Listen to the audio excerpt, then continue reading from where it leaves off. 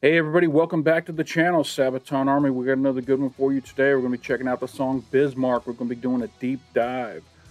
We're going to first check out the music video, then we're going to do the Sabaton history, and then we're going to check out a live performance of the song, do a complete deep dive on this. Now, those of you who've been to my channel before know that I've done the Bismarck reaction before, but back in the day when I first started doing Sabaton reactions, I never was doing deep dives. So we're going to take that old video from back in the day and plug that into this reaction so you can have the initial reaction to the Bismarck music video watch. And then I'm going to do a new reaction to the history, which I haven't seen, or a live reaction that I haven't seen. So I'm going to try and make up for missing out on the deep dive back in the day by doing some clever editing and putting one together now. So if you haven't seen my Bismarck reaction from back in the day, it's coming up here in a second, and then we'll jump into the deep dive and go all the way with it. I just want to take a second to thank everybody who's been supporting the channel. You guys are awesome. I've been getting great support with comments, recommendations, people subscribing to the channel. We just went over 7,000 subscribers here recently, so that was a big milestone on my way to 10,000. I have zero doubts that we'll get there, just because everybody's been so helpful and supportive and supporting the channel. All my patrons who've joined up over on Patreon, thank you so much for helping the channel, helping it grow, and helping me get new equipment and stuff to help these videos look better and sound better, that kind of stuff. So hey, just want to say thank you. That's it. So let's go ahead and jump into this. What you're about to see next is my initial reaction to Bismarck that I watched back in November of last year. And after that's done, I'll jump into today. I'll record the me watching the history and the live performance. So I'm excited about it. It's about time we get this Bismarck deep dive done, because I really want to know the story behind what happened with this ship, the King of the Ocean, as they refer to it in the song. So let's go ahead and jump into it. We're about to flash back to November of last year, and you'll see this face, this shirt, this hat. But this is my initial reaction to the song Bismarck from Sabaton. Here we go. Without further ado, let's jump into Bismarck by Sabaton here on Touchy Reactions.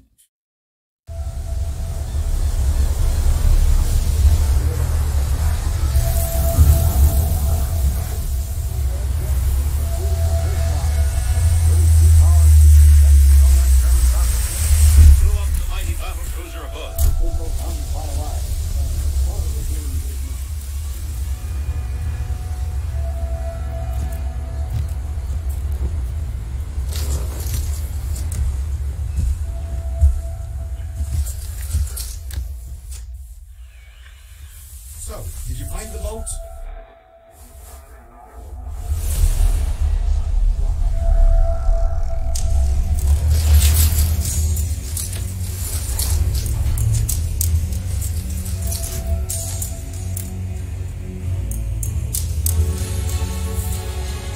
I know I say it every time, but I'm going to say it again. The quality of their music videos are very good. Whoever's there working their videos is doing a great job.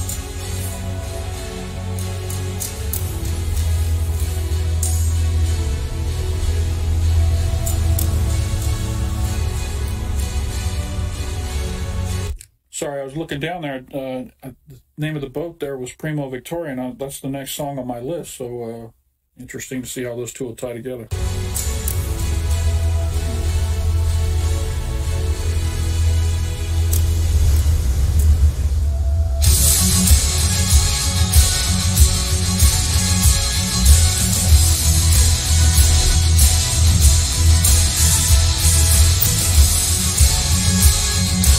What a great setting for a music video. Let's set up on the boat. We'll have drones flying around. This looks great.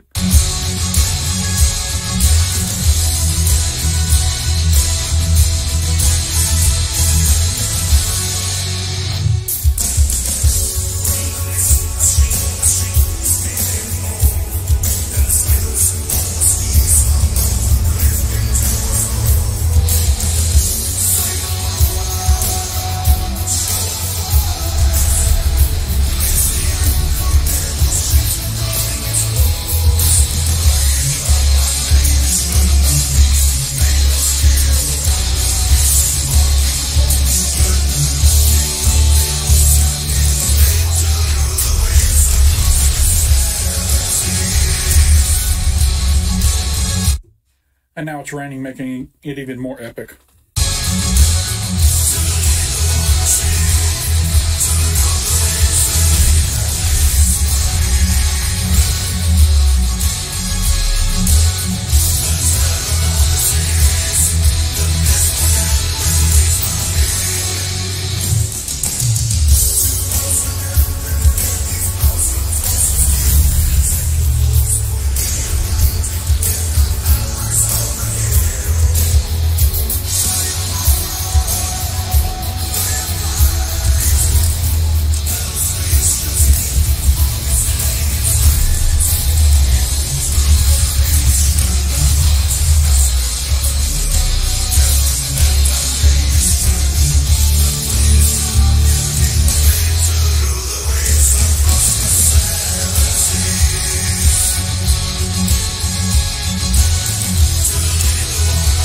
Sorry, I want to try and see what was on that coin there.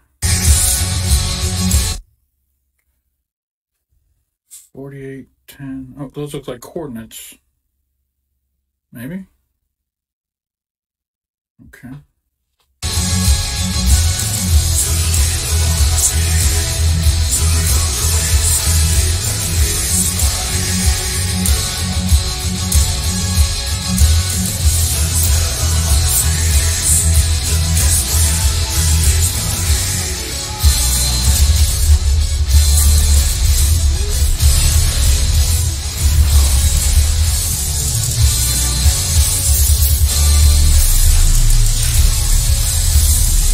Again, the animation is great on these videos, just beautiful.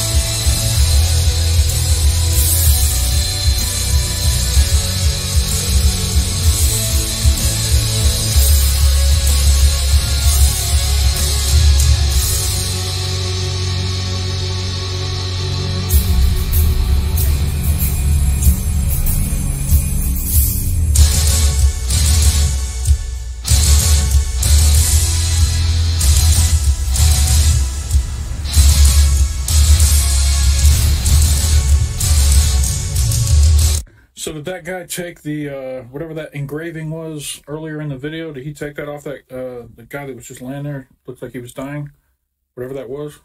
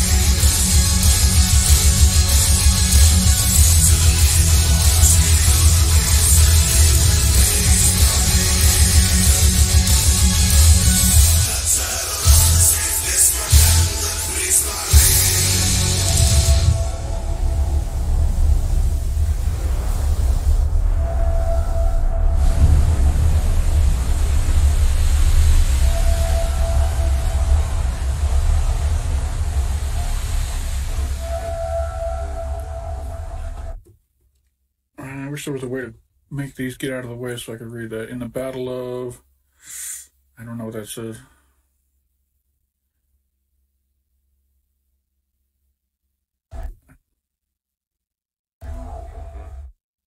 Okay.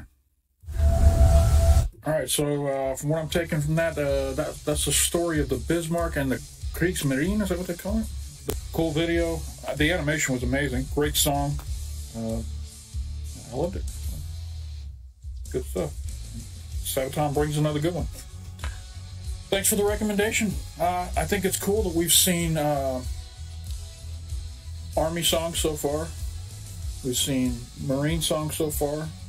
We've seen Air Force songs so far, and now we've seen a Navy song, and we've kind of got a good variety of. We've seen from a couple different countries. We've seen from the U.S., from Germany, from England. All right, so that was a blast from the past. My reaction from back in November. Now we're going to go ahead and jump into the Sabaton history for Bismarck. I'm excited because I've been listening to this song since November without having watched the history, and now I finally get a chance to dive in and find out what the full history is behind the Bismarck. So here we go. We're going to jump into this. We got Per and Indy here. This is Sabaton history number 12. So this was back when they first started doing these. And here we go. We're going to jump into it. This is the history behind the song Bismarck by Sabaton. I'm Indy Nidell. I'm Per from Sabaton. And this is Sabaton History.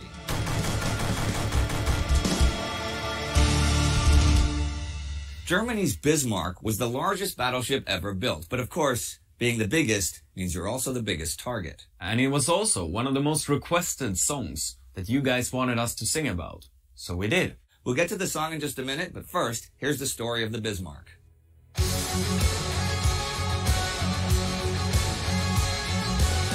As the construction of the two Bismarck-class battleships began in 1936 in Germany, Britain was anything but worried. By treaty since World War I, Germany could not have any battleships that could challenge France and Great Britain. In 1935, Hitler had even voluntarily agreed to limit the total tonnage of his navy, the Kriegsmarine, to 35% of the British fleet. However, the launch of the first new battleship in February 1939 showed that not only had Hitler disregarded the treaty, the Bismarck class was something the world had never seen. Christened Bismarck by the granddaughter of Otto von Bismarck, Germany's first chancellor, the ship was, like its twin, the Tirpitz, 251 meters long and 36 meters wide, larger than anything the British or French had. Its 8 38-centimeter guns placed in 4 twin turrets were the biggest guns ever placed on a German warship. Additional medium artillery and anti-aircraft guns completed the armaments, while its range-finding center was top of the line. But it was not just strong offensively. If it was to go toe-to-toe with French battleships, as it seemed the most logical enemy in 1936, it had to be able to withstand some hits without going down. The main armor belt was up to 32 centimeters of super-strong Wotan steel. Its double-walled hull could absorb the shock from a torpedo and disperse it around the hull. The transverse bulkhead was between 11 and 22 centimeters thick and was segmented into 22 compartments that could be individually sealed in case of flooding. Its 12 high-pressure boilers and its munition chambers had an additional armor strength of 8 to 12 centimeters. All in all, with 44% of its weight dedicated to defense, it seemed impossible that this ship could be sunk.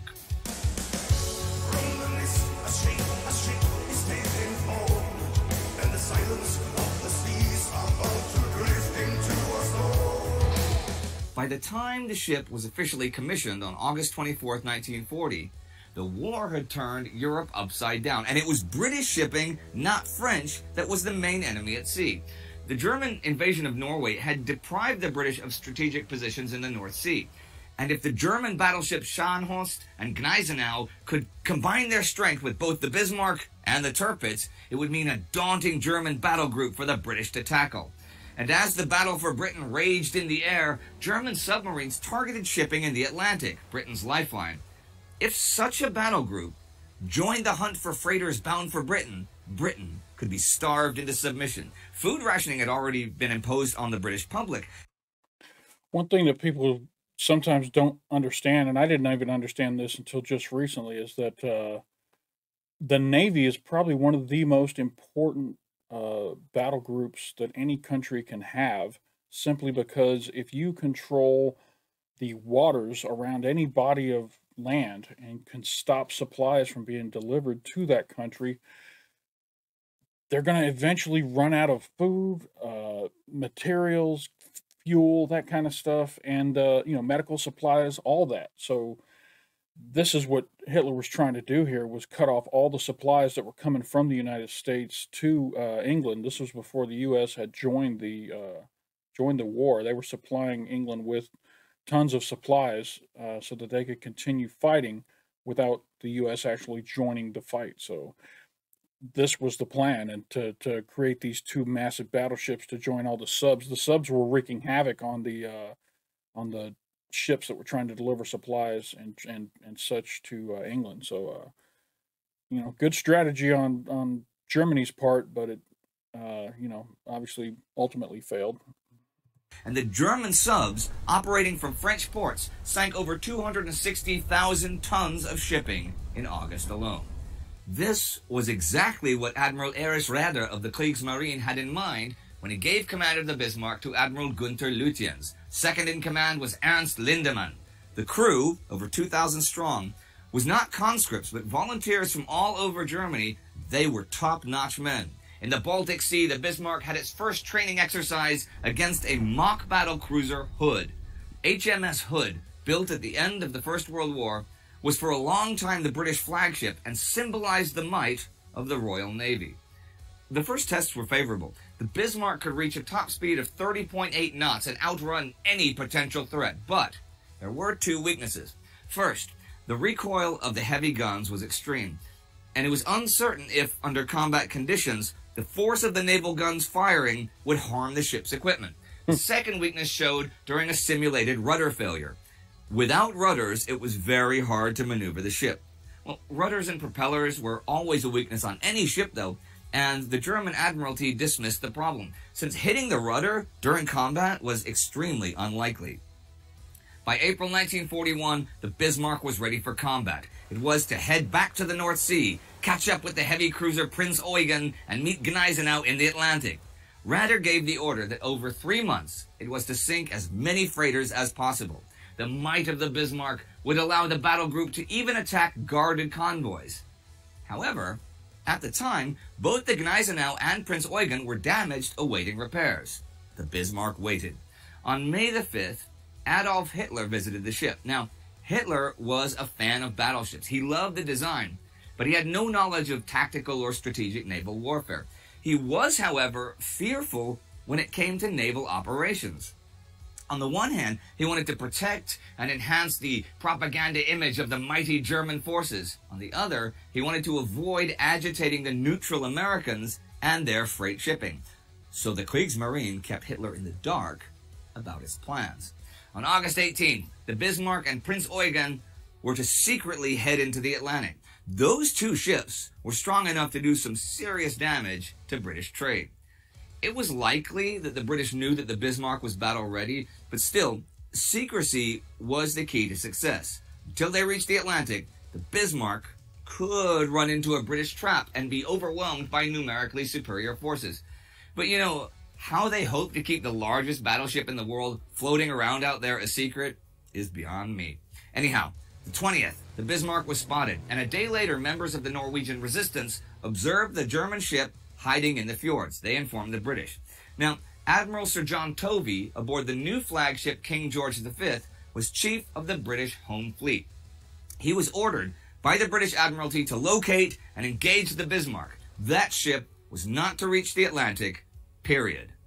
Tovey could not, though, know the exact route the Bismarck would take, so he ordered Vice Admiral Lancelot Holland to take the Hood and make for Iceland with HMS Prince of Wales to cut off the most likely path. Back home, the Kriegsmarine informed Hitler about Bismarck's departure on the 23rd. Hitler was furious and wanted to recall the ship, fearing that the pride of Germany might be destroyed, but Raeder assured him that everything was fine, especially now that the German invasion plans for Crete were finalizing. Bismarck would keep the British from sending additional ships into the Mediterranean. Spotted again by the evening, two British heavy cruisers, the Suffolk and the Norfolk, had taken its scent. And I mean that quite literally. The Suffolk was equipped with a superior new radar system, and the heavy cruiser shadowed the Bismarck and gave its whereabouts to the rest of the British fleet. Bismarck also seemed to be pursued by bad luck. Not only could they not evade the new radar system, the first time they fired on the pursuing heavy cruisers, the recoil of the guns damaged their own radar system, so they had no idea what was heading their way. So the British were ready for them. They set up a trap. They said, we are not about to let this massive death machine get over there into the Atlantic and join what's already a really strong submarine unit. So smart, super smart, and I'm guessing by the way the song goes, they're going to end up taking it down. So let's jump back into it.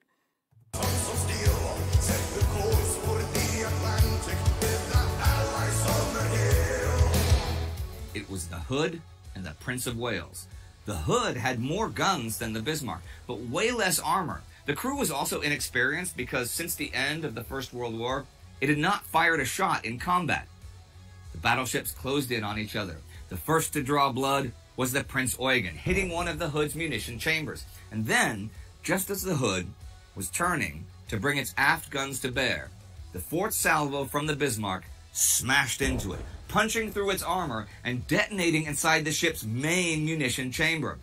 A moment of shock paused the battle as HMS Hood was engulfed by a giant fireball and split in half. The Prince of Wales returned fire on the Bismarck, damaging it, but was in turn itself hit, which destroyed the bridge and killed the officers. The Prince of Wales turned and fled. Admiral Lutyens decided not to pursue, but to check the damage on Bismarck. It had only received one hit, but was taking on water. One of the boiler rooms had to be abandoned, but more importantly, the foremost fuel depots were leaking. Lutyens evaluated his options. He had damaged the Prince of Wales and destroyed the Hood, a major victory. Indeed, it had been a lucky shot, and the battle had not lasted 10 minutes, but only 3 of the 1,419 men aboard the Hood had survived. But the Bismarck could not now reach top speed, and his fuel was lower than planned. Yep, Bismarck was always referred to as a he. Lutyens could return the way he came to Norway, or try to break through to Saint-Nazaire, France for repairs. He chose France. The death of the Hood was indeed a shock to the British public. Admiral Tovey was ordered to destroy the Bismarck with all ships available. Norfolk and Suffolk were still shadowing the Bismarck, but neither could slow it down. The only ships close enough to do that were Force H, HMS Sheffield, HMS Renown, and the aircraft carrier Ark Royal, with 18 Swordfish torpedo bombers aboard. Those biplanes looked like World War I, but could reach 100 knots, enough to catch the Bismarck. Lutyens was pessimistic about his chances, since basically the whole British home fleet was on his heels. Force H made contact with the Bismarck May 25th, but the Renown and the Sheffield were too weak to engage. 15 torpedo bombers did instead that night. Such small planes are hard to hit with AA guns, especially at night, and with suicidal bravery they closed in and released torpedoes at 300 meters. The first torpedoes did minimal damage, but Bismarck was hit in the stern while making evasive maneuvers, and inrushing water blocked the rudder. Bismarck's Achilles heel had been hit.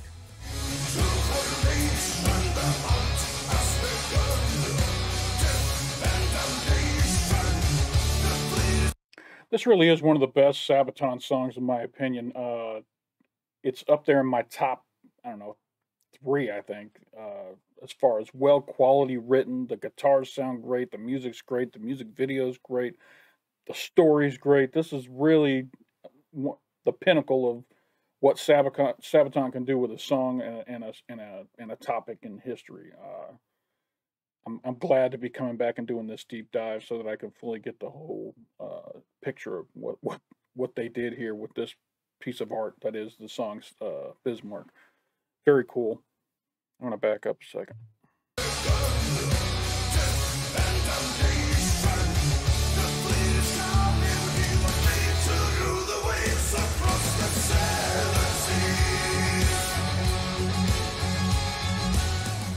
Engineers tried desperately to find a solution, but the water pressure was too high to send in mechanics.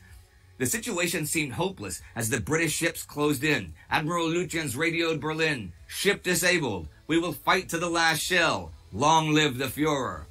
Tovey planned to engage the Bismarck from all sides. with the battleships King George V and Rodney attacking from the west, while the Norfolk would come in from the north and the heavy cruiser Dorsetshire would attack from the east. I'm just cracking up a little bit because there's a ship called the Rodney. Like, you know, Rodney, where I'm from, Rodney's like someone's first name. It'd be like naming that ship Mike. So we got the Norfolk, the King George, the Dorsetshire, and Rodney. You know, Rodney's coming along for the ride. In the early morning of the 27th, they sighted the slowly swaying Bismarck. Rodney and George V opened fire. Bismarck returned fire, but soon 2 of his turrets were knocked out of action. A shell hit the artillery command center, killing the officers. Lucky hits, but decisive ones. Bismarck was blinded.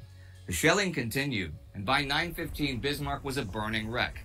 He fired his final shots just after 9:30 as his last turrets were destroyed. The flagship of the Navy, the terror of the seas, his guns begun silent at last. The Bismarck was done. Of the 2,876 shells fired on it, 400 hit the ship in a little over half an hour. Now it was the execution of a helpless enemy. Within the ship, it was pure hell, from poisonous gases, fire, heat, cold water, oil, and blood from the dead and dying. At 10:15, Lindemann, since Lutyens was probably dead at that point, gave the order to abandon ship. This the men who could did, as shells rained down, killing hundreds of sailors. Can you imagine being on a ship that has 400 actual hits on it, and it's still above the water? 400. You know, thousands of shots were shot at it, but 400 actually impacted the ship. That is insane that that thing is still above water. The Dorsetshire fired 3 torpedoes as the final blow, and Bismarck disappeared beneath the waves at 10:40. Just 115 of his crewmen would survive. Hitler learned about the disaster not from Admiral Raeder, but from the British press. The Kriegsmarine had refrained from telling him the truth, fearing his anger. And so ends the brief adventures of the Bismarck, the mightiest battleship of all. Again, the biggest ship makes the biggest target.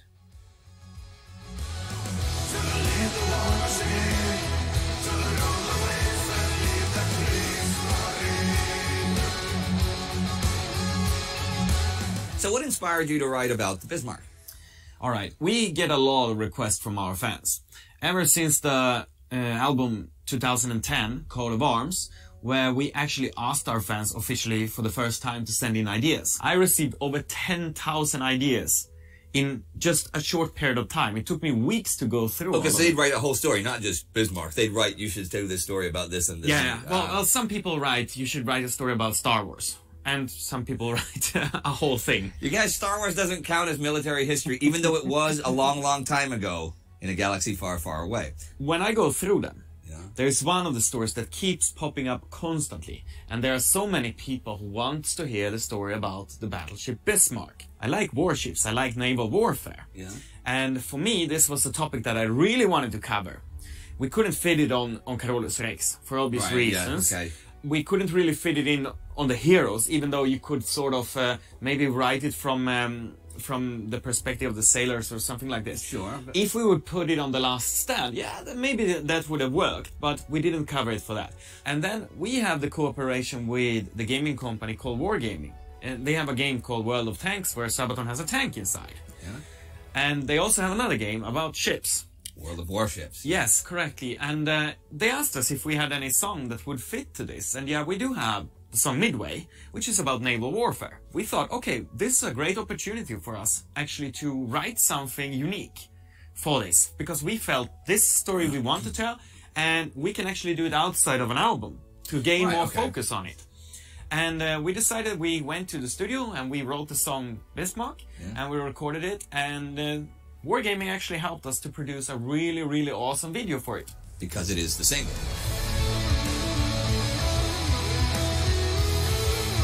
Yeah, this is by far one of Sabaton's best videos out there. Wargaming, the video game company, just did an amazing job. I remember back in November when I first watched the music video, it blew me away at how good it was. So they need to collab more in the future.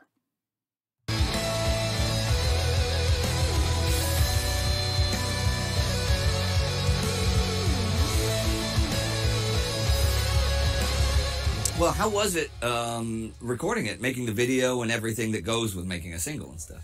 Well, the video was recorded in several locations. Yeah. Our main part was filmed on a ship. So we needed to find absolutely open water that would fit to the purpose. And a boat that was suitable enough to carry a stage that we could take out on open water. And they sprayed us constantly with water when we were filming it. And it was pretty cold when they were driving full speed with the vessel and filming it over and over again. Yeah. And we were so cold, and with the water, it actually freezed our fingers. So in the end, we could barely move them at all. But the people filming, they were all wearing jackets and things. Yeah, they were comfortable. They were drinking coffee and just enjoying the sight of us. It is a tough life being a rock star. Tough life. But in the end, it turned out to be a really cool video, that's for sure. Yeah, well, I love the song too. So, and it's great that we have this channel now, so we can even explain it to the people who might have missed the single. Sure. So that was Bismarck, and this is Sabaton History.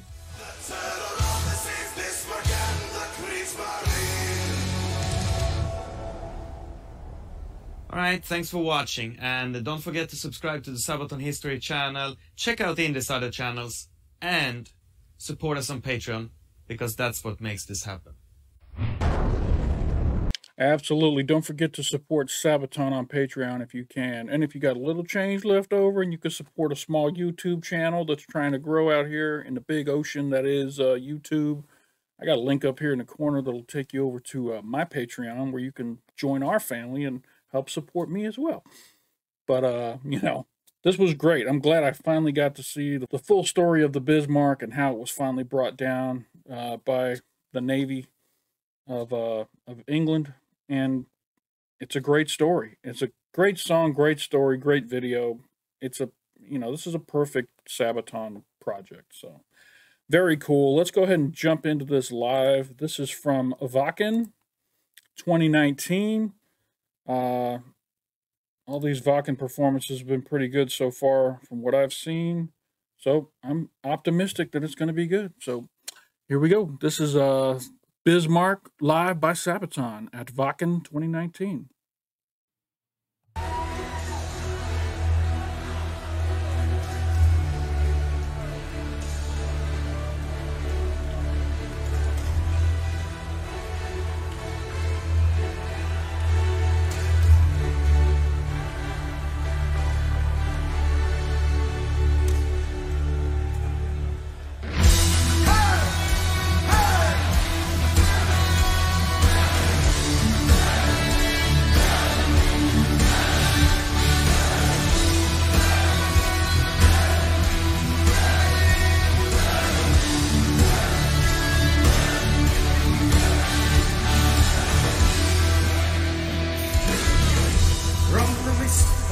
A ship is taking form, and the silence of the seas are proud to drift into a storm.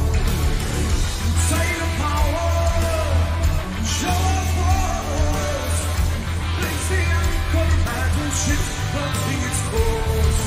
Riding of a nation of peace made of steel. This modern motion, king of the ocean, he was made to rule the waves across the seven seas. Oh, cool. It looks like they got a choir back there singing backup. That is very cool. Yeah.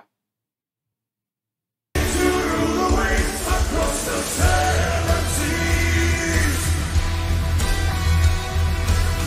To lead the war machine. To rule the waves and lead the fleets marine. The terror of the seas. The Bismarck and the Bismarck. Up until this song, I didn't know what the Kriegsmarine meant. Matter of fact, the first time I watched this, I was confused. I thought Kriegsmarine was the name of another ship. I was like, oh, it's the Bismarck and the Kriegsmarine. The Kriegsmarine must be the other ship that's there with them or something like that. Or it's a battle between the Bismarck and the Kriegsmarine. I had to go Google what Kriegsmarine meant, and you know, another example of Sabaton educating some old dude in America who didn't know this little bit of part of history. So now I know what the Kriegsmarine is, and I don't look like such a fool when a topic might come up in the future. So anyway, thank you, Sabaton. 250,000 tons of steel set the course for the Atlantic with the Allies on the hill. Firepower, firefight. Stations keep your targets steady inside. Into formation, the hunt has begun. Death and ammunition, the fleet is coming. He was made to rule the waves across the seven seas. To lead the war machine, to rule the waves and lead the Kriegsmarine. The terror of the seas, the Bismarck and the Kriegsmarine.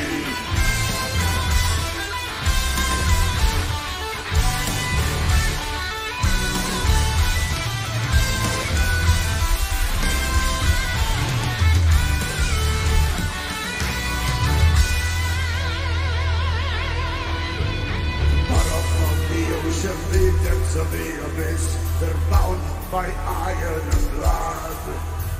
The flagship of the Navy, the terror of the seas, guns silent at last.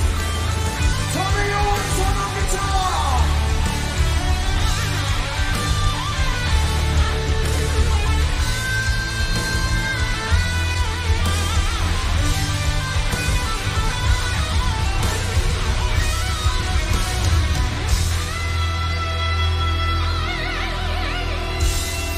Are you ready, Bucket? Let's see some hands. Hey, hey, hey, hey. Louder.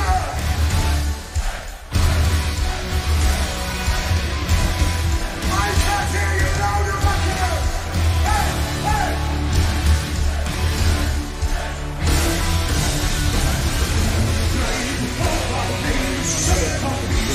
Made of steel.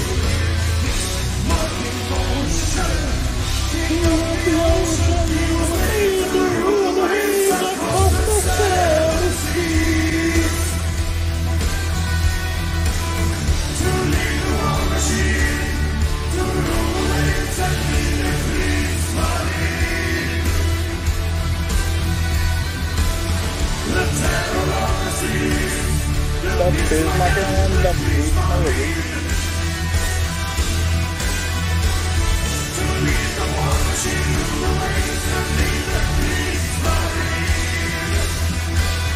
I've said it before, I'd really love a chance to go over to Europe and attend one of these festivals where the crowds are just this massive, like a sea of people.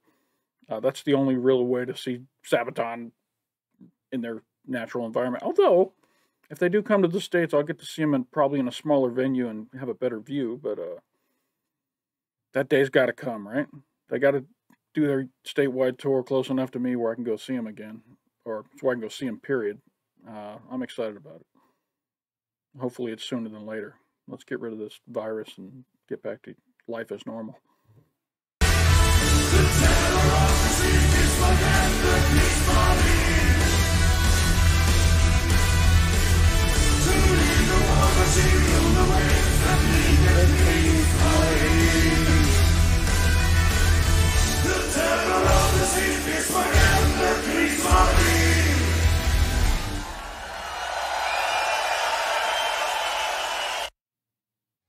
All right. There you go. We finally did it. We went back. We got the deep dive done on Bismarck by Sabaton. I'm not going to evaluate the song much. I did that a lot during the video. You guys know my feelings on this. This is probably one of the top 3 Sabaton songs ever made.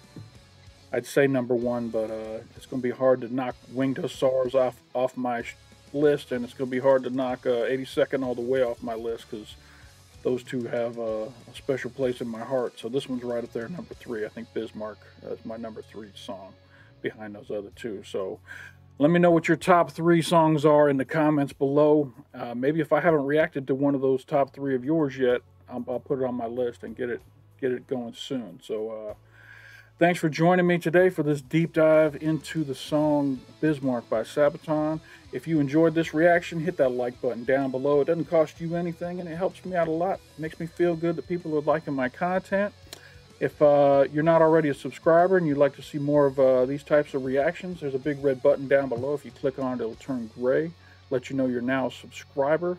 Thank you to all my subscribers. You guys are really keeping me motivated and making me happy about doing these reactions. And if you hit that notification bell right next to the subscribe button, it'll let you know anytime I drop some new content here on Touchy Reactions. If you're not already a member of the Patreon and you'd like to see videos that have not yet been released on YouTube, there's a link up in the corner to my Patreon. If you go over there and join up, it's only $1 a month. You get early access to all my videos that have been recorded, edited, and are ready to go up on YouTube. As soon as I get done editing them, I immediately put them up on Patreon. And I'm about 3 to 4 weeks ahead of YouTube on Patreon. So if you join today, you'll get at least 5 or 6 new Sabaton songs that I've already reacted to that are over on Patreon waiting to get released on YouTube. So thank you to all my patrons. You guys rock. You're really helping the channel grow. I've got new monitors, I've got new cameras, I've got new software, that kind of stuff, all from help from you patrons out there that are helping the channel grow. So thank you so much to my patrons. And that's all I got for this video. So hey, I appreciate you stopping by, and don't forget to come on back.